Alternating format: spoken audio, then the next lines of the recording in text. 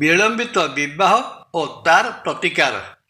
विवाह क्षेत्र में देखा जाउतिबा अहेतुक विलंब को एड़ाई उपयुक्त जगार और उपयुक्त समय रे विवाह संपन्न करिबा पई वैदिक ज्योतिष शास्त्र रे अनेक उपाय और प्रतिकार व्यवस्था रही अछि। जय जगन्नाथ। नमस्कार, मु तपन डाइजेस्ट को आपण को स्वागत। विवाह सनातनी हिंदू धर्म रे विवाह को सबुठारु पवित्र संस्कार रूपे ग्रहण करा जाय अछि।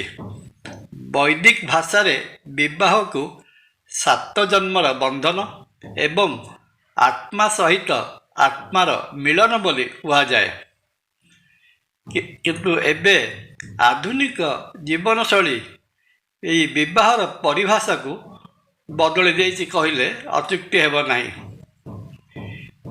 विवाह विलंबित और विलंबित हेबार अनेक ज्योतिषीय कारण मध्य रही अछि।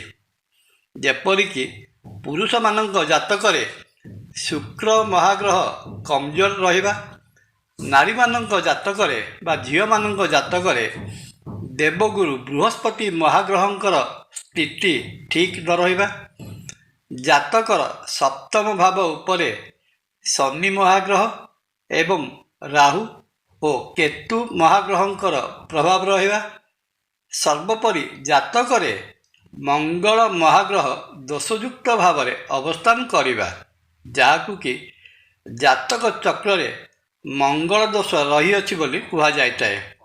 एही सब कारणरू पुरुष अथवा नारींकर विवाह विलंबित हेबा संगे संगे विलंबित मध्य हो जायताए। किंतु विवाह विलंब न होई ठीक समय रे हवा पे बा ठीक समय रे संपन्न करिवा पई वैदिक ज्योतिष शास्त्र रे विभिन्न उपाय और प्रतिकार व्यवस्था मध्य रही अछि।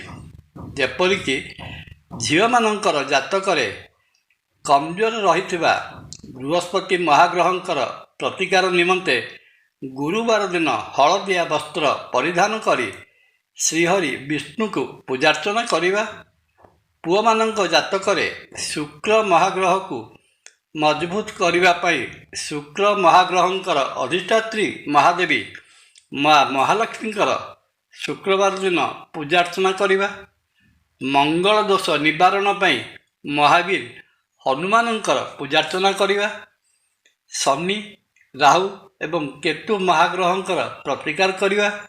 या छड़ा जातक रे मंगल महाग्रहंकर तीव्रता अनुजाई योग्य ज्योतिषंक द्वारा उपयुक्त प्रतिविधान करिबा। या छड़ा शीघ्र विवाह करिबा पई देवदेव महादेवंक पाखरे शिवाभिषेक करागले ताहा मध्य आशु फलप्रद होइथाए। या छड़ा ज्योतिष शास्त्र मध्य विवाह विलंब होउथिले आउरी अनेक उपायर वर्णना मध्य रही अछि। जेपरि झियो मानक पई गौरी पूजा करिबा, उभय पुओ और झियोंक पई विवाह संबंधित ग्रहर रत्न धारण करिबा, वृक्षर चेर परिधान करिबा, मंत्र महौषधि जल रे स्नान करिबा, ग्रह विप्र को साध्य मते दान दक्षिणा प्रदान करिबा एवं मंत्र पुरस्चरण करिबा।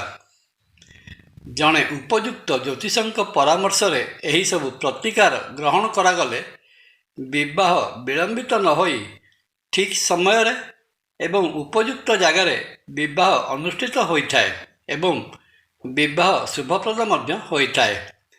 आगामी एपिसोड मानकर जानिबा द्वादश राशिचक्रर 12 गोटी राशि केउ राशि पई कौन प्रतिकार ग्रहण करागले विवाह शीघ्र होइथाए एवं शुभप्रद मध्य होइथाए। जय जगन्नाथ।